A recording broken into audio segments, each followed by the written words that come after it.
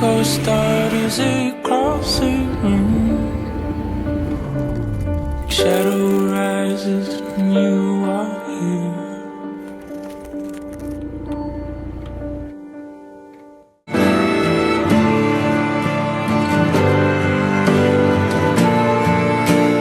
Goes back to the beginning.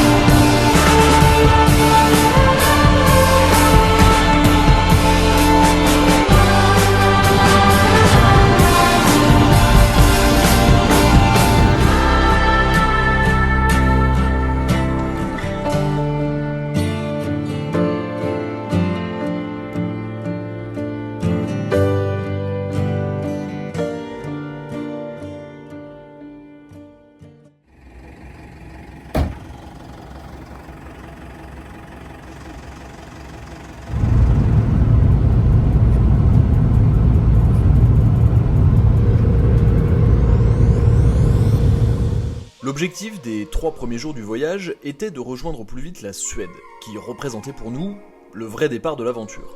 Après un départ aux aurores du sud de la France et quelques heures de route, première activité, l'autobahn. On peut plus se voir, c'est mort ce voyage là. Bon bah à ce soir hein. Voilà. T'as la clim au moins?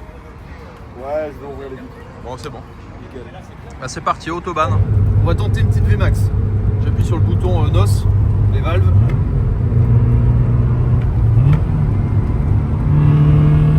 On est bien chargé, on va voir jusqu'où on peut aller.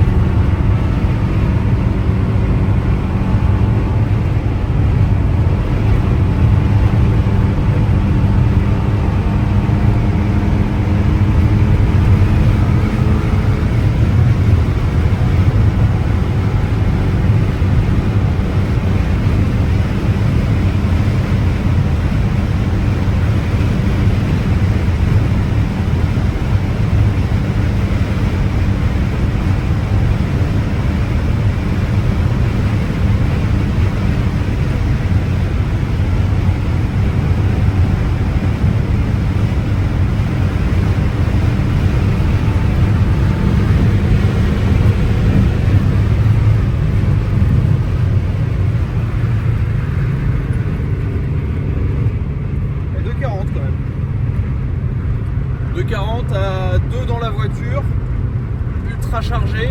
Bon, elle met du temps à y aller. Elle met clairement du temps à y aller, mais elle y va.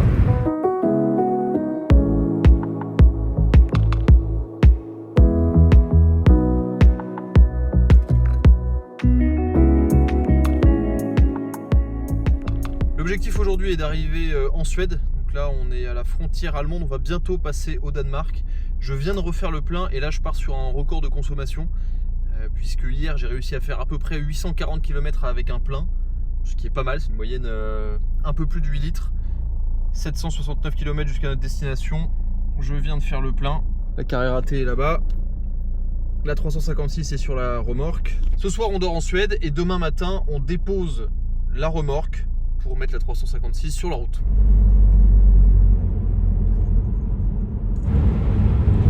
On est en train de traverser le Danemark et on est sur le pont immense qui relie 2 parties du Danemark, donc on est au milieu de la mer littéralement.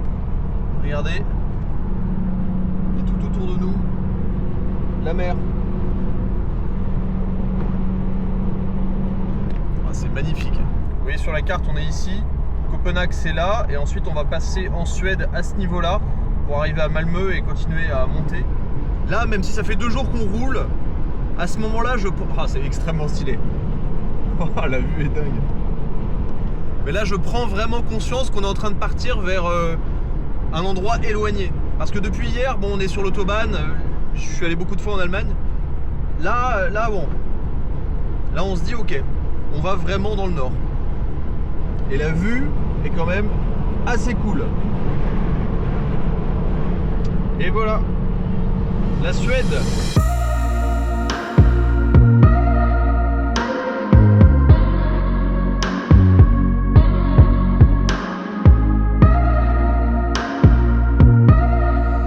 Troisième jour, aujourd'hui on est en Suède. On a dormi cette nuit à Linköping.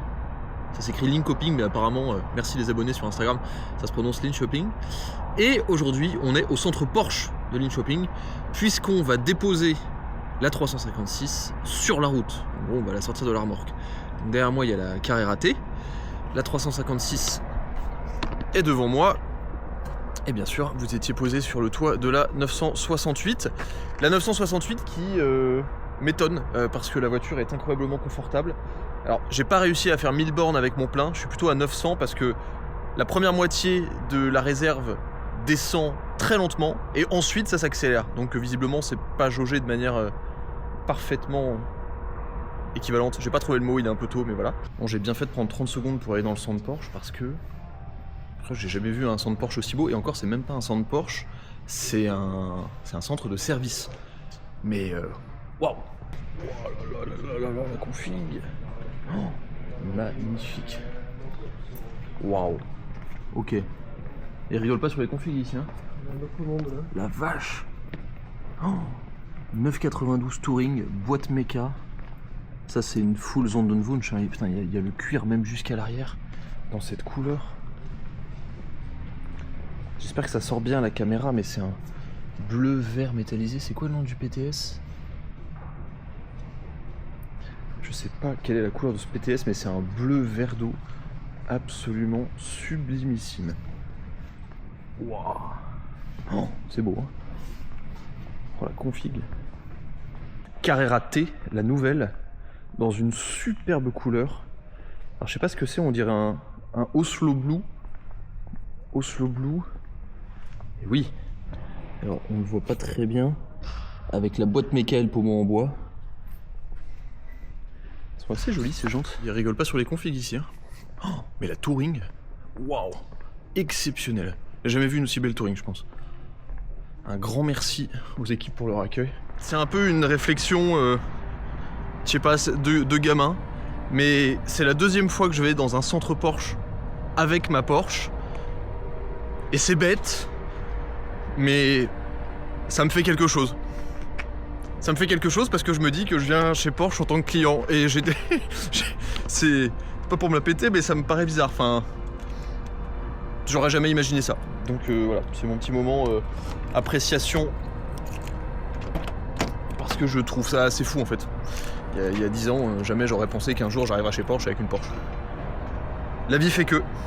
Et bien sûr ma veste Lamborghini. Pour emmerder tous ceux que ça va emmerder.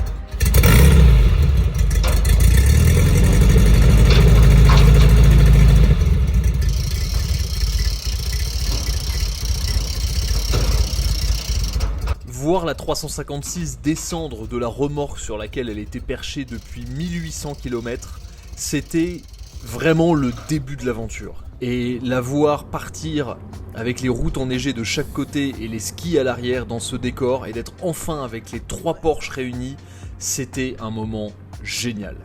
Malheureusement, ça n'a pas duré très longtemps.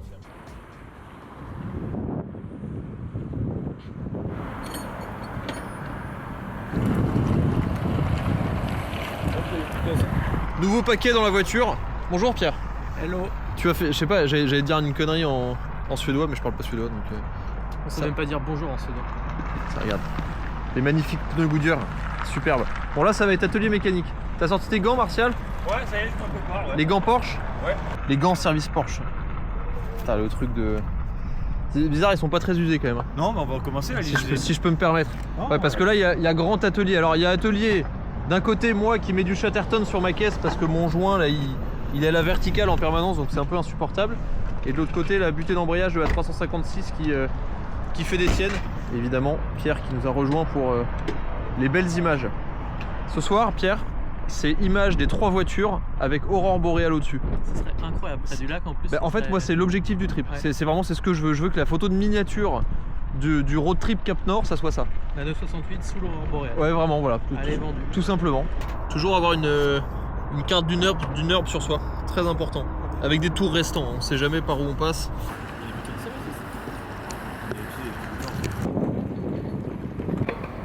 Après une vérification de l'embrayage et de la butée d'embrayage qui semblait poser problème, on a décidé de reprendre la route pour finalement s'arrêter encore quelques dizaines de kilomètres après avec une butée d'embrayage qui ne faisait que chauffer et un embrayage qui ne faisait que lâcher.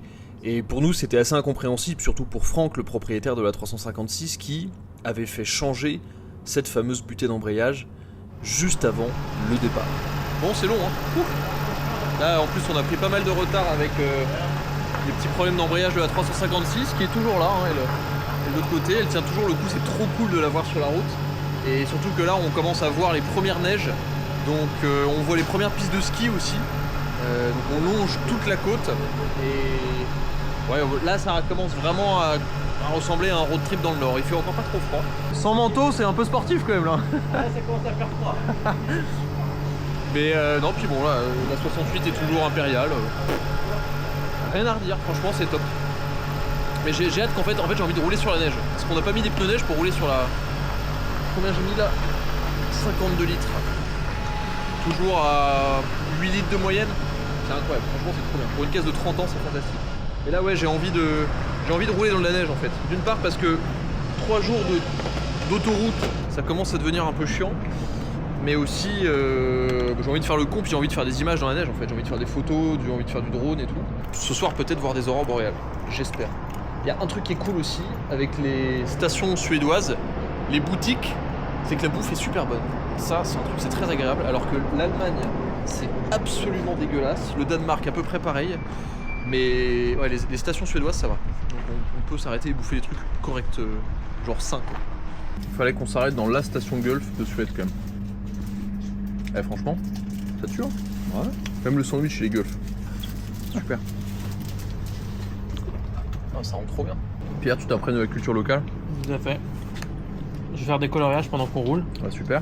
pour être sympa. Bon bah finalement vous aurez pas d'image, hein. C'est des coloriages. Dommage.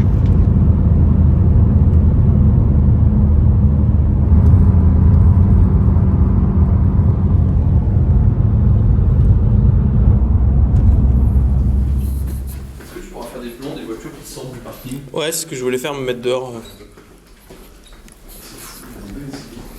Oh là là, mais quelle synchronisation! Quelle symbiose! Quelle connexion! Incroyable! Achète des formations, David ta poche! Elle a fabriqué de l'huile. Elle a essayé d'un truc. Merde!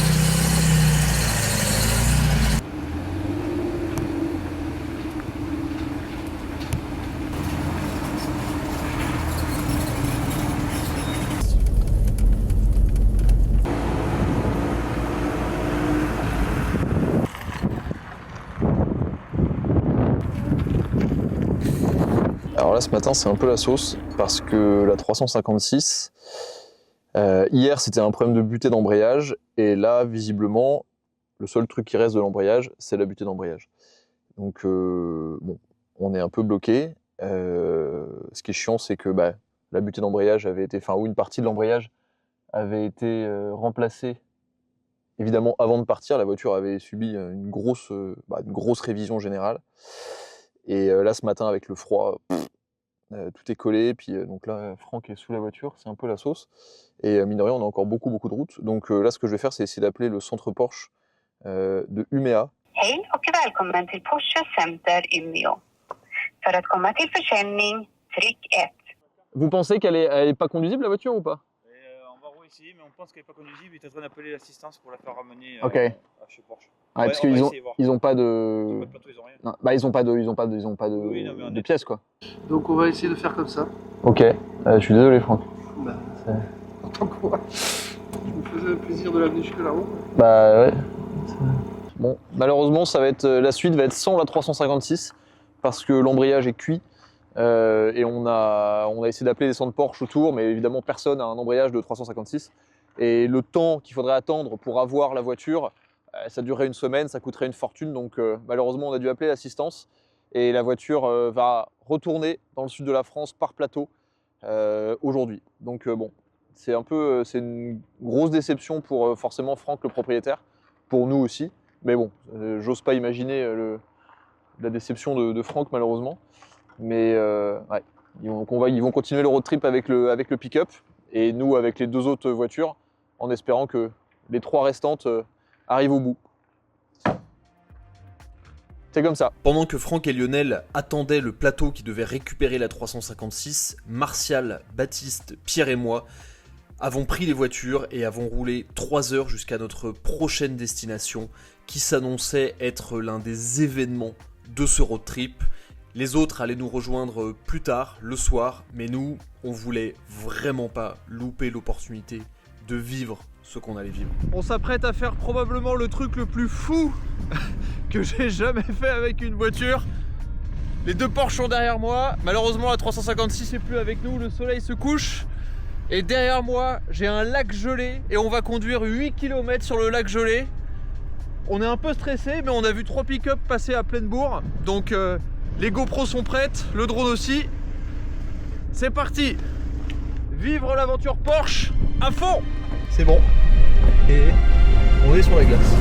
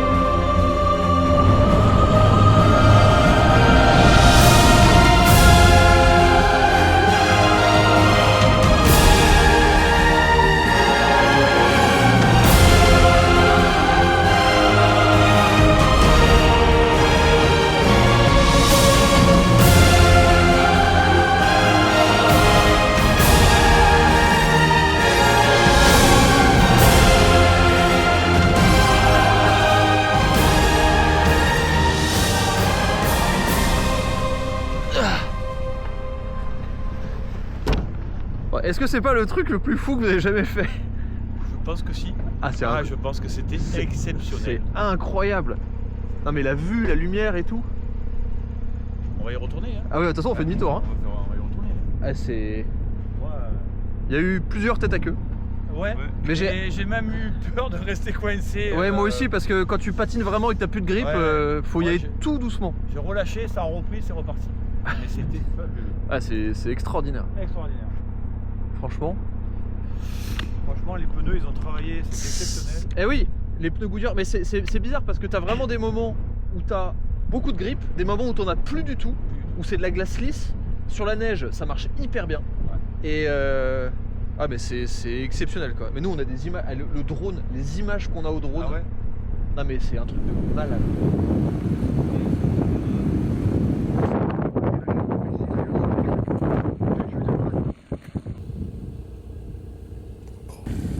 J'en ai vu des choses comme ça. Ouais, c'est magnifique.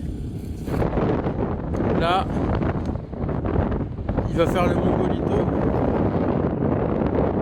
Ce qui est très drôle, c'est que nous on est vraiment comme des gogoles, on trouve ça trop drôle, mais les gens qu'on croise, ils en ont rien à faire. Vraiment, c'est leur départemental. C'est génial. Mais moi, du coup, alors forcément, j'en profite pour faire absolument n'importe quoi. Comme par exemple, on va faire. J'ai une idée. Ouais.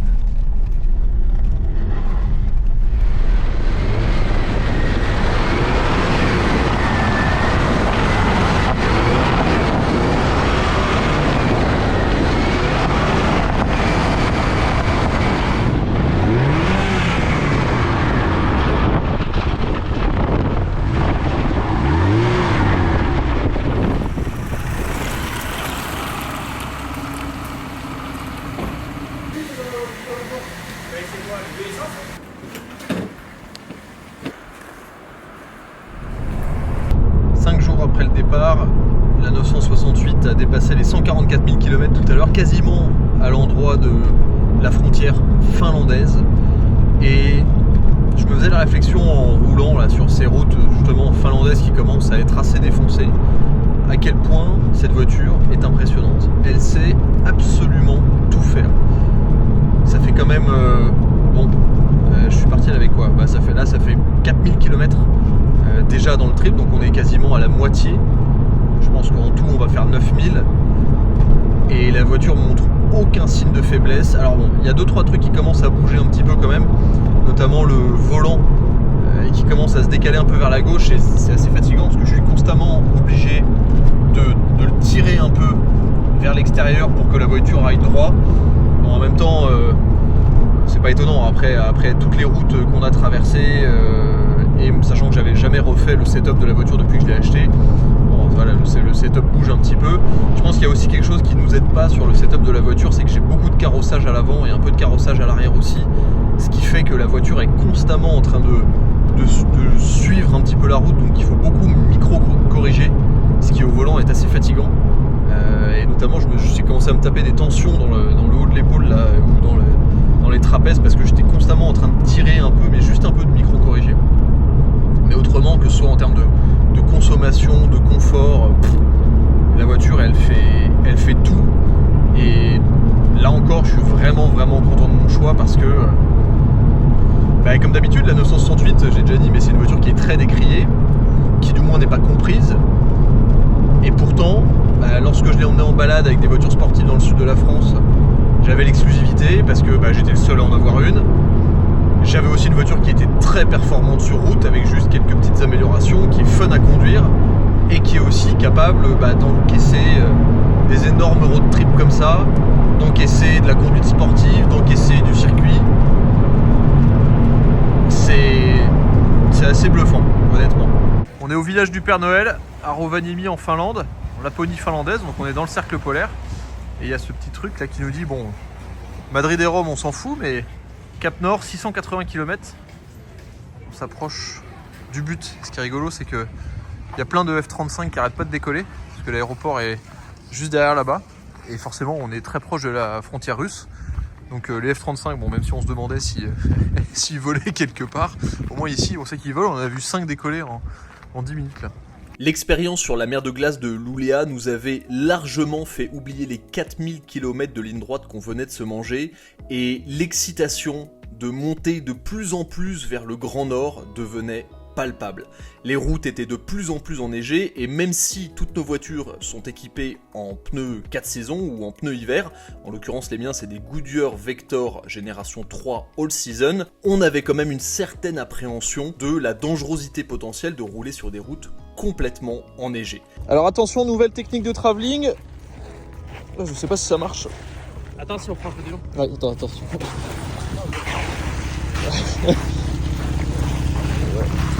Ça fonctionne. On avait tellement hâte, les paysages devenaient de plus en plus exceptionnels, et voir les voitures dans cet environnement, c'était vraiment génial. Surtout que ce soir, la destination avait aussi un côté aventure, puisque depuis le début on dormait dans des hôtels pour des questions de rapidité et d'efficacité, mais là, l'objectif du soir, c'était les aurores boréales.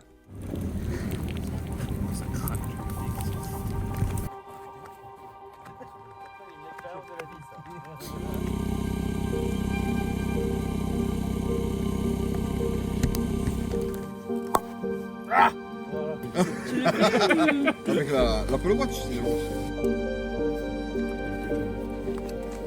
Bon jeu vif. Ça c'est du cigare mérité ça.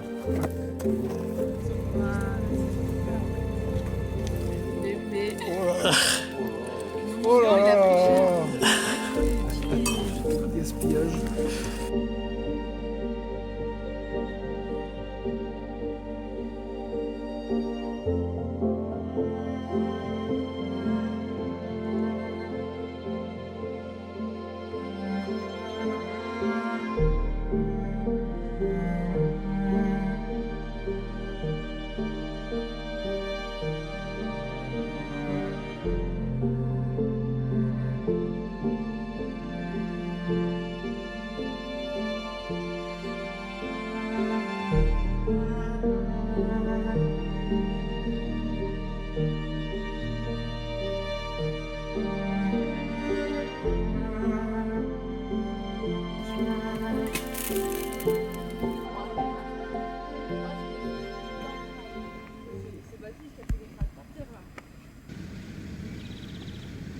Ce road trip au Cap Nord, pour nous, ce n'est pas seulement un voyage.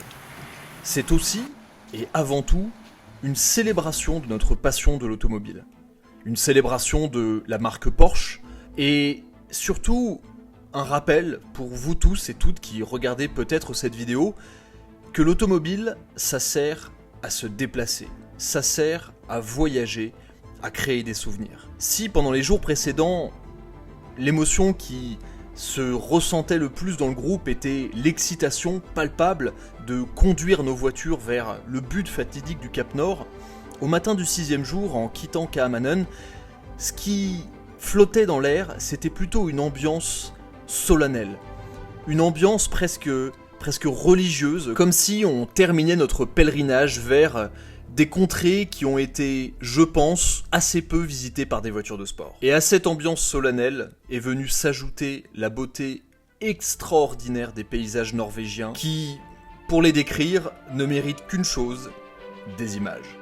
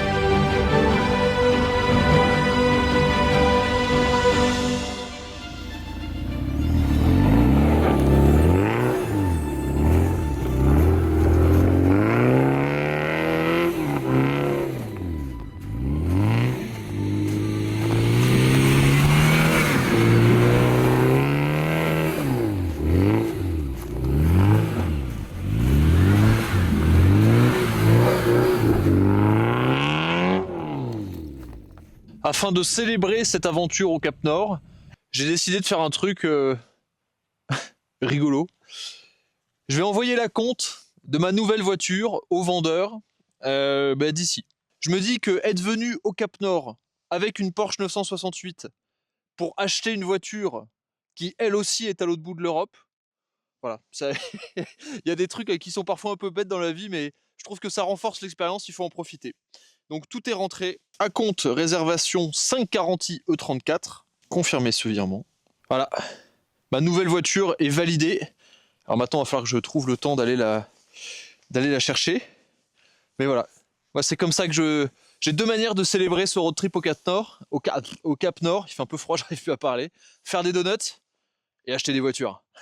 Oh, la phrase d'américain. Faire des donuts, c'est acheter des autos. Quelle aventure de dingue. Bon, c'est pas terminé, hein, mais jusque-là, j'espère que ça vous a plu. C'est le petit plot twist de la vidéo. Et puis nous, on va aller prendre des photos. Alors, mention spéciale quand même, pour rentrer dans le truc du Cap Nord, il faut payer 35 balles par personne, juste pour aller manger. C'est-à-dire que vraiment, si tu veux accéder à la bouffe, sachant qu'il y a 40 km à la ronde, il n'y a rien, il faut payer 35 balles par personne. Bon, au moins, on profite de la vue. Et je vais écourter cette vidéo car je vois les mains de Pierre qui rougissent. Bon, clairement, on est tombé sur un aventurier. C'est vrai que comparé à nous, bon, lui, là, c'est à la dure. Regardez, Himalayan 450, les nouvelles. Visiblement, il y a une chaîne YouTube.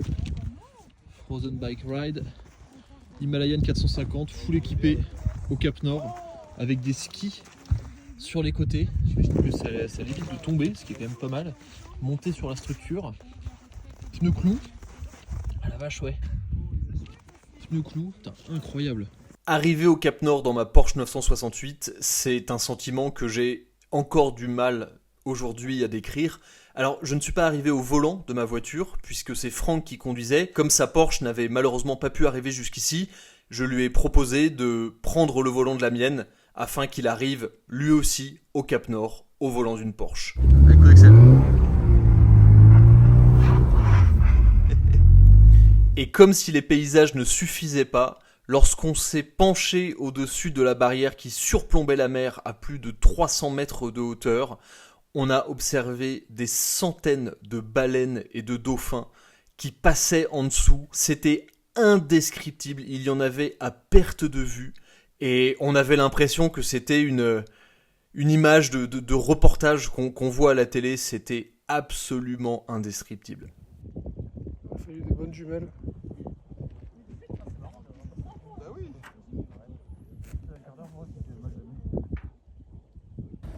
Je peux pas m'empêcher de repenser à cette phrase du précédent propriétaire qui me disait que la voiture n'avait jamais connu la pluie.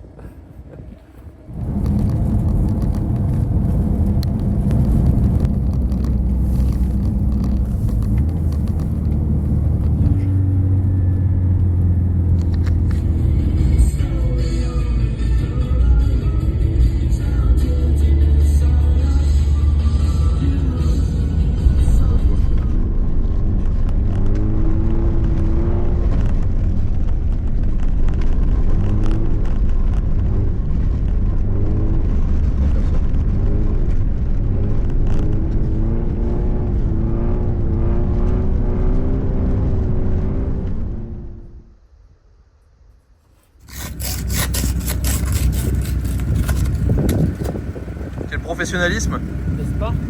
je risquerais de vous embaucher. Tu peux faire ça sur la carrosserie aussi, s'il te plaît? Les jours suivant l'arrivée au Cap Nord étaient destinés à découvrir les fjords de Norvège, et particulièrement ceux de la côte ouest.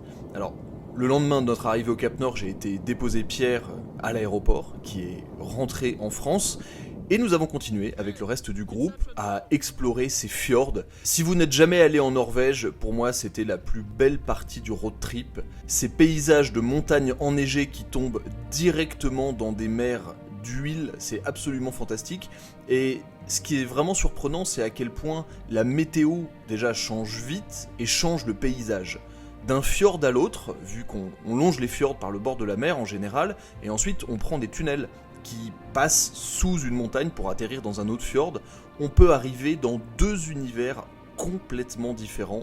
Et pour ajouter un peu à l'ambiance générale, on avait systématiquement choisi des Airbnb qui rajoutaient un peu de cachet à l'expérience.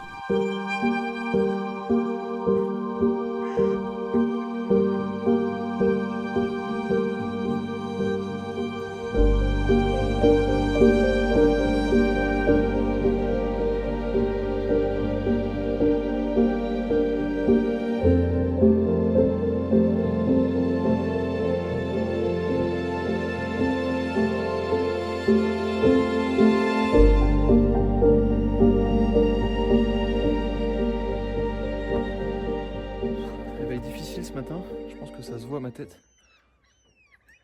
Mais le silence avec la neige, c'est magnifique. Hier soir, on a eu des aurores boréales au-dessus du Barbuck. Vraiment superbe. Et en fait, c'est fou dans ces paysages comme tout paraît figé. Ah merde, j'ai loupé la pause du porchiste. La 348e photo de la matinée.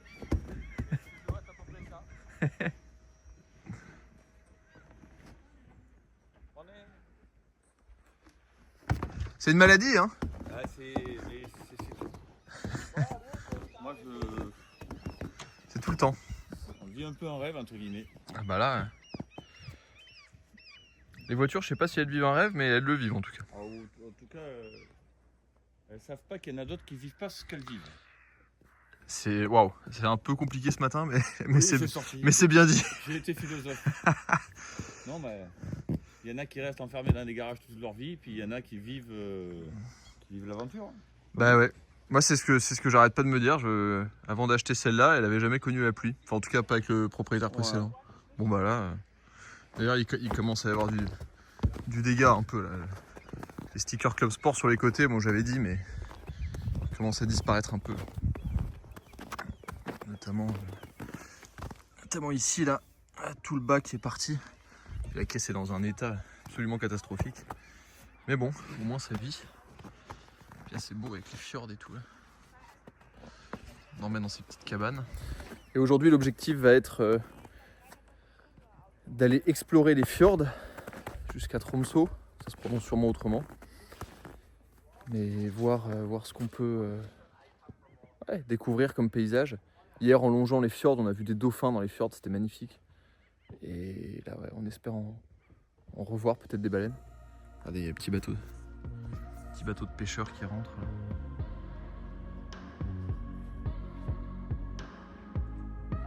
Qu'est-ce que c'est beau.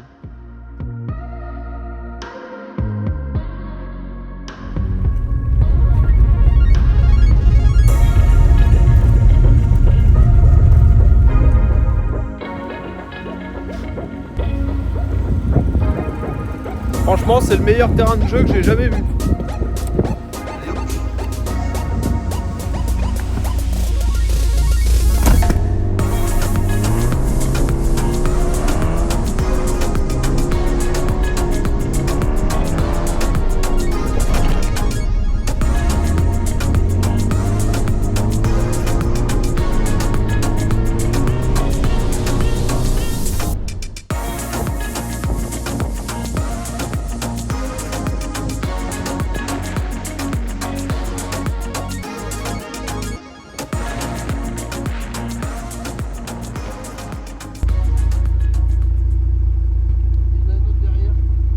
Il n'est pas debout quoi. Alors, moi je le vois quand il est regarde, je le vois ça brille par terre. Ouais. Il est pas debout. C'est paysan. On fait Ah mais là depuis tout à l'heure là. on fait du rain spotting. Red Spotting. Mais les mecs de lui ils sont tous un peu pas, tu vois, ils descendent. Décor. Je dirais pas alors que je l'adore.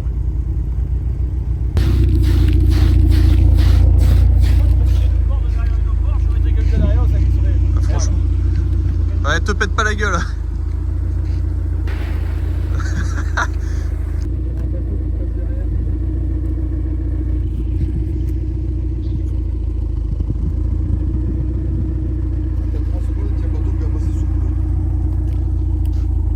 Mais là, j'ai déjà vu des trucs cinématiques, mais alors là. Ah oui, puis le bateau qui passe là-bas.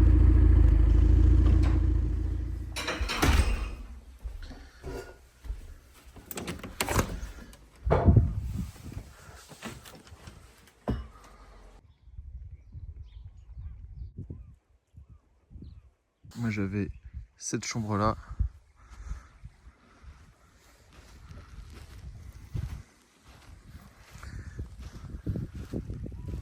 En fait les claques comme ça, c'est constant.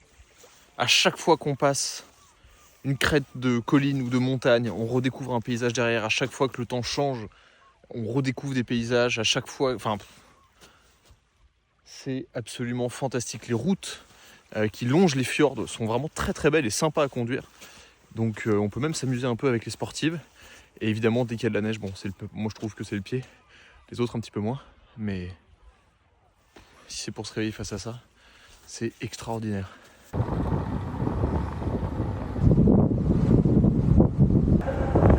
Ces derniers jours, il s'est pas passé grand chose. On a continué à explorer les fjords. Et bon, à chaque fois en fait, à part être ébahi par la beauté du paysage, bon, difficile de dire plus de choses. Les voitures tiennent, même si moi la mienne commence à montrer un certain nombre de petites faiblesses. Mais là aujourd'hui on a fait quelque chose de différent. Plutôt que de prendre un pont, on est passé par un ferry pour passer d'un fjord à un autre, parce que en fait, les étendues sont tellement gigantesques que parfois pour passer d'un fjord à un autre, il faut faire 200 km de détour. Du coup on a décidé de traverser. Et j'avoue que cette nouvelle perspective de voir les fjords par la mer est assez exceptionnelle. Le décor, vous le voyez autour de moi, est absolument fantastique. Que ce soit les grosses montagnes ici derrière qui tombent dans la mer, la chaîne de montagnes toute blanche là-bas dans le fond qui découpe le paysage. c'est vraiment... Wow, et là-bas aussi, c'est vraiment exceptionnel.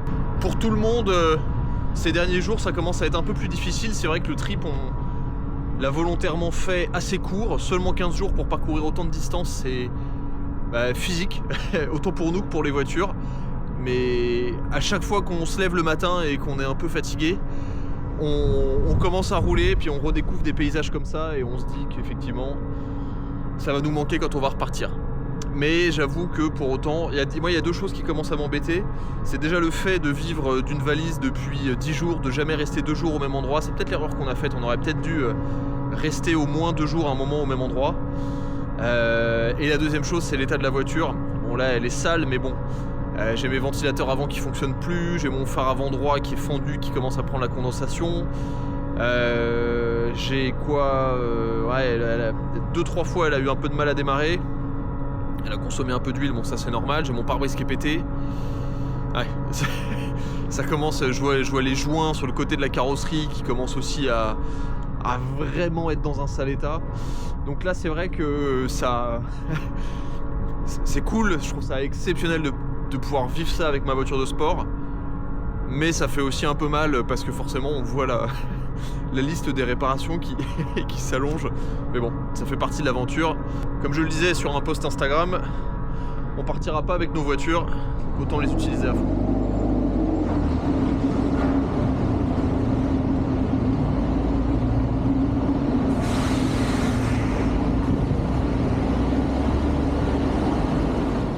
Au bout de 9 jours de voyage, de réveils matinaux, de longues heures de route et d'arrivées tardives, le plus dur était encore à venir. 3500 km de ligne droite, pour rentrer dans le sud de la France à travers la Suède, le Danemark et l'Allemagne. Avec du recul, même si la 356 avait pu nous suivre, il aurait été quasiment impossible pour la voiture et son équipage de tenir le rythme. Physiquement, moralement, l'intensité du voyage devenait difficile à vivre pour tout le monde. Si c'était à refaire, nous ferions transporter les voitures jusqu'en Suède pour les rejoindre en avion et nous aurions planifié des journées pour se poser, faire des activités et explorer autrement qu'à travers nos pare-brise. Ça nous aurait évité 6000 km d'autoroute et donné 5 jours de plus pour explorer. Mais c'était aussi un coût différent. Au total, le road trip m'a coûté un peu plus de 3000 €, qui comprennent l'essence, le logement, la nourriture et les frais divers. À cela s'ajoutent 700 € de préparation mécanique de la voiture avant le trajet, et quasiment 4000 € de réparation après le trajet. 2000 € de phare et pare-brise pris en charge par l'assurance, 2000 € de peinture, joints, radiateurs, gros entretiens et durées diverses. Est-ce que j'aurais pu éviter certains frais ? Certainement, je devais faire un PPF à la base mais on n'a pas eu le temps de le faire. Est-ce que je le regrette ? Pas du tout. À seulement 29 ans, je me sens extrêmement privilégié de pouvoir vivre de telles aventures au volant de ma propre Porsche. Martial, Franck, Baptiste, Elisa, Lionel et Pierre, merci pour les moments de rigolade, de légèreté, de partage et de passion qui ont rythmé ce voyage. Je m'en souviendrai toute ma vie. Pour Pierre et moi, ce road trip est aussi une célébration du chemin parcouru depuis le lycée, avec comme moteur notre passion débordante pour l'automobile et notre amitié sincère. Aurait-on imaginé il y a 8 ans, quand nous avons commencé à travailler ensemble sur ce projet bancal de chaîne YouTube, que l'on finirait par vivre ça? Certainement pas. Je suis immensément fier de tout ce qu'on a accompli ensemble. Beaucoup d'entre vous se demandent pourquoi cette vidéo a mis autant de temps à sortir. La réponse est complexe, mais sachez seulement que 2025 a été une année très difficile personnellement pour plein de raisons, avec beaucoup de remises en question et de problèmes de la vie à gérer.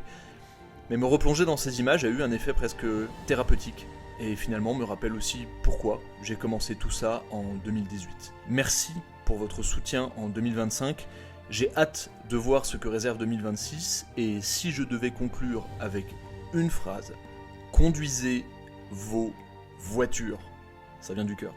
Merci d'avoir regardé, on se retrouve en 2026, et à la prochaine sur The Glove Driver. Ciao.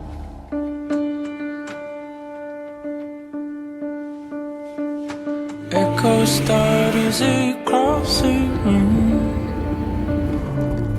Shadow rises, new